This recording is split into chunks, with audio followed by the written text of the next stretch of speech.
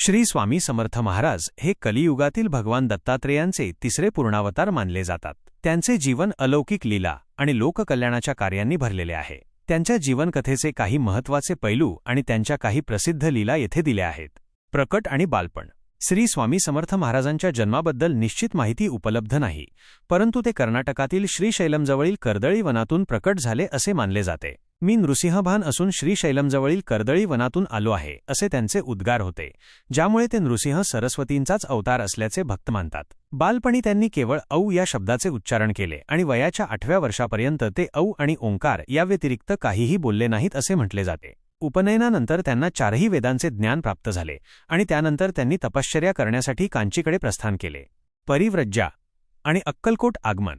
स्वामी महाराजांनी संपूर्ण भारतभर भ्रमण केले आणि अनेक ठिकाणी वेगवेगळ्या नावांनी वास्तव्य केले। त्यांनी आपल्या तपश्चर्येने आणि ज्ञानाने अनेक लोकांना मार्गदर्शन केले। पंढरपूर, मोहोळ मार्गे ते सोलापूरला आले आणि त्यानंतर मंगळवेढे येथेही त्यांनी काही काळ वास्तव्य केले। 1856 साली ते अक्कलकोट येथे आले आणि पुढील 22 वर्षे त्यांनी तिथेच वास्तव्य केले। त्यांच्या अक्कलकोट येथील वास्तव्यामुळे अक्कलकोटला एक पवित्र तीर्थक्षेत्राचे महत्त्व प्राप्त झाले। स्वामींच्या लीला आणि उपदेश। स्वामी समर्थांनी आपल्या आयुष्यात अनेक लीला केल्या, ज्यातून त्यांनी भक्तांना योग्य मार्गावर आणले आणि त्यांना संकटातून बाहेर काढले। त्यांच्या काही प्रसिद्ध लीला। मदोन्मत्त हत्तीला शांत करणे। एकदा एका राजाचा हत्ती खूप मदोन्मत्त झाला होता आणि त्याला शांत करणे कोणालाही शक्य नव्हते। राजाने स्वामी महाराजांना विनंती केली। स्वामी महाराज हत्तीसमोर उभे राहिले आणि रागाने त्याला, अरे मूर्खा, माजलास काय? चढेल तो पडेल, बाष्कळपणाचा अभिमान सोडून दे असे म्हटले। स्वामींची आज्ञा ऐकताच तो पिसाळलेला हत्ती शांत झाला। या लीलेतून स्वामींनी अहंकार त्यागण्याचा संदेश दिला। डाळिंबची लीला। एकदा मुंबईहून काही भक्त स्वामींच्या दर्शनासाठी आले होते। त्यापैकी एका व्यापाऱ्याला स्वामींनी, कायजी, आमचे डाळिंब आणून द्या असे म्हटले। व्यापाऱ्याला आठवले की त्याने नवस केला होता आणि त्याचे काम पूर्ण झाल्याने त्याने 2 डाळिंब आणली होती, जी तो पाकिटात विसरून गेला होता। स्वामींनी त्याच्या मनातील गोष्ट ओळखली होती। या घटनेतून स्वामींच्या सर्वज्ञत्वाची प्रचिती येते। पैशांची लीला। एका मोहरमच्या दिवशी स्वामी महाराज खाजा पीराच्या दर्ग्यात बसले होते। तेथे एक मुस्लिम शिपाई हातात तबक घेऊन फकिरी मागण्यासाठी निघाला। स्वामींनी ते तबक हातात घेऊन त्यातील पैसे मोजायला सुरुवात केली। 1, 2, 3 असे म्हणत ते पैसे पुन्हा पुन्हा मोजू लागले। काही वेळाने त्यांनी तबक खाली ठेवताच त्यातील पैसे पूर्ववत झाले। या लीलेतून स्वामींनी भक्तांना कर्माचे आणि नियतीचे महत्त्व समजावून सांगितले। लाकूड तोड्याला अभयदान। अनेक कथांमध्ये स्वामींनी गरजू आणि प्रामाणिक लोकांना कसे मदत केले याचे उल्लेख आहेत। त्यांनी लाकूड तोड्याला अभयदान देऊन त्याच्यावर आलेले संकट दूर केले। तत्वज्ञान आणि शिकवण।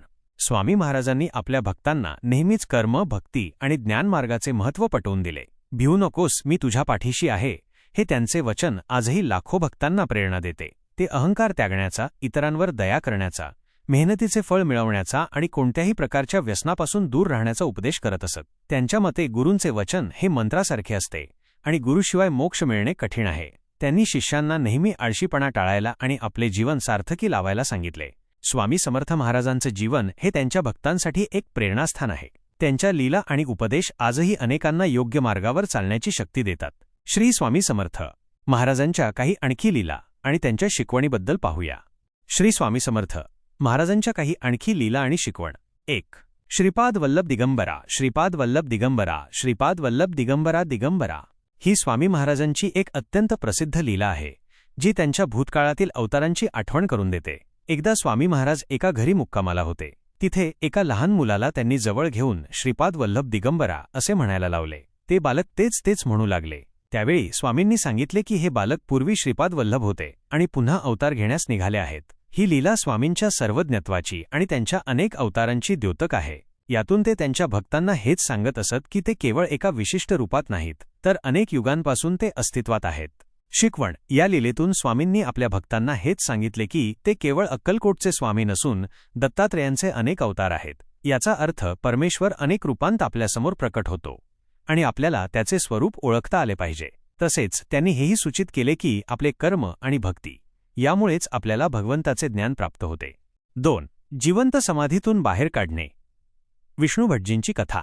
स्वामींच्या लीलांमध्ये ही एक अत्यंत प्रभावी आणि भक्तांना दिलासा देणारी लीला आहे। श्रीपाद वल्लभांच्या चरित्रात असे वर्णन आहे की एकदा विष्णू भटजी नामक एका विद्वानाने आपले जीवन संपवण्यासाठी जिवंत समाधी घेण्याचा निर्णय घेतला। तो भूगर्भात उतरला आणि समाधी घेणार इतक्यात त्याला स्वामींच्या आवाजाची जाणीव झाली.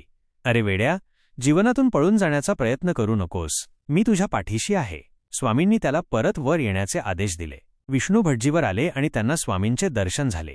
स्वामींनी त्यांना जीवन जगण्याचा आणि भक्ती करण्याचा उपदेश दिला.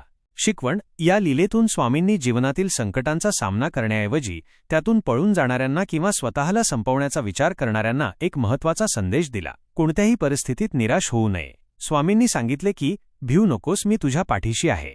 म्हणजे संकटे येतील आणि जातील, परंतु आपले धैर्य आणि देवाची भक्ती कधीही सोडू नये. परमेश्वर नेहमी आपल्यासोबत असतो, आपल्याला फक्त त्याची जाणीव ठेवायची असते. 3. गरिबांना मदत आणि श्रीमंतांना धडा. धान्याच्या गोदामाची कथा. स्वामी महाराज नेहमीच गरिबांना आणि गरजूंना मदत करत असत. एकदा एका दुष्काळग्रस्त भागात काही श्रीमंत व्यापाऱ्यांनी धान्याची साठेबाजी करून ते चढ्या भावाने विकण्यास सुरुवात केली. यामुळे गरीब लोक खूप त्रस्त झाले. स्वामी महाराजांना ही बातमी समजताच त्यांनी त्या व्यापाऱ्यांना बोलावले आणि सांगितले की त्यांनी गरिबांना धान्य कमी भावात विकावे. व्यापाऱ्यांनी ऐकले नाही. स्वामींनी तेव्हा आपल्या दिव्य शक्तीने त्या गोदामांमधील धान्य खराब केले. जेव्हा व्यापाऱ्यांनी पाहिले की त्यांचे धान्य खराब झाले आहे तेव्हा त्यांना आपली चूक समजली आणि त्यांनी स्वामींची क्षमा मागितली. स्वामींनी त्यांना धान्य दान करण्यास सांगितले आणि ते धान्य पुन्हा चांगले झाले. शिकवण: या लीलेतून स्वामींनी सामाजिक न्यायाचे महत्त्व अधोरेखित केले. त्यांनी सांगितले की श्रीमंत लोकांनी आपल्या संपत्तीचा वापर केवळ स्वतःसाठी न करता गरिबांच्या कल्याणासाठीही करावा. साठेबाजी, नफेखोरी आणि गरिबांचे शोषण हे पाप आहे. तसेच त्यांनी हेही दाखवून दिले की परमेश्वर नेहमीच दुर्बलांच्या पाठीशी उभा असतो आणि अन्यायाला कधीही पाठिंबा देत नाही. प्रामाणिकपणा, दानधर्म आणि परोपकार या मूल्यांना स्वामींनी नेहमीच महत्त्व दिले. 4. आजार बरे करणे. असाध्य व्याधींची कथा. अक्कलकोटमध्ये राहत असताना अनेक लोक त्यांच्याकडे विविध आजारांनी ग्रस्त होऊन येत असत. अनेकदा डॉक्टरांनी हात टेकलेल्या रुग्णांनाही स्वामींनी आपल्या कृपेने बरे केले. केवळ आपल्या वचनांनी किंवा कधीकधी आपल्या स्पर्शाने त्यांनी अनेक असाध्य रोग बरे केले. अनेक भक्त त्यांच्या दरबारात आपल्या व्याधी घेऊन येत असत आणि स्वामींच्या केवळ एका दृष्टिक्षेपाने किंवा आज्ञेने त्यांचे आजार बरे होत. शिकवण: या लीलांमधून स्वामींनी हे दाखवून दिले की परमेश्वराची शक्ती ही कोणत्याही वैद्यकीय ज्ञानापेक्षा श्रेष्ठ आहे. जेव्हा आपण श्रद्धा आणि भक्तीने परमेश्वराकडे जातो तेव्हा तो आपल्याला कोणत्याही संकटातून बाहेर काढतो. त्यांनी भक्तांना धैर्य धरण्याचा आणि देवावर विश्वास ठेवण्याचा संदेश दिला. त्यांची ही लीला आरोग्य आणि विश्वासाचे महत्त्व सांगते. 5. गुरु-शिष्य परंपरा आणि मार्गदर्शन. स्वामी महाराजांनी अनेक शिष्यांना मार्गदर्शन केले आणि त्यांना आत्मज्ञानाच्या मार्गावर आणले. त्यांनी फक्त लीला करून लोकांचे कष्ट दूर केले नाहीत, तर त्यांना आध्यात्मिक मार्गावर चालण्याची प्रेरणा दिली. त्यांनी भक्तांना गुरूंचे महत्त्व समजावून सांगितले आणि गुरुशिवाय ज्ञान प्राप्त होणे कठीण असल्याचे सांगितले. त्यांनी अनेक शिष्यांना दीक्षा दिली आणि त्यांना समाजसेवेसाठी आणि अध्यात्म प्रसारासाठी प्रेरित केले. शिकवण: स्वामींनी गुरुशिष्य परंपरेचे महत्त्व अधोरेखित केले. योग्य गुरूच्या मार्गदर्शनाशिवाय मोक्ष मिळणे कठीण आहे. त्यांनी सांगितले की गुरु हाच ब्रह्म आहे आणि गुरूच्या आज्ञेचे पालन करणे हे सर्वात महत्त्वाचे आहे. गुरु आपल्याला केवळ आध्यात्मिक ज्ञानच देत नाही, तर जीवनातील अडचणींवर मात करण्याचे सामर्थ्यही देतो. या लीला आणि शिकवणी आजही स्वामी समर्थ महाराजांच्या भक्तांना प्रेरणा देत आहेत. त्यांचे जीवन हे त्यागाचे, सेवेचे आणि भक्तीचे प्रतीक आहे. भिऊ नकोस, मी तुझ्या पाठीशी आहे, हे त्यांचे वचन आजही लाखो लोकांना आधार देत आहे. व्हिडिओ आवडला तर लाईक करा, शेअर करा आणि चॅनल सबस्क्राईब करायला विसरू नका.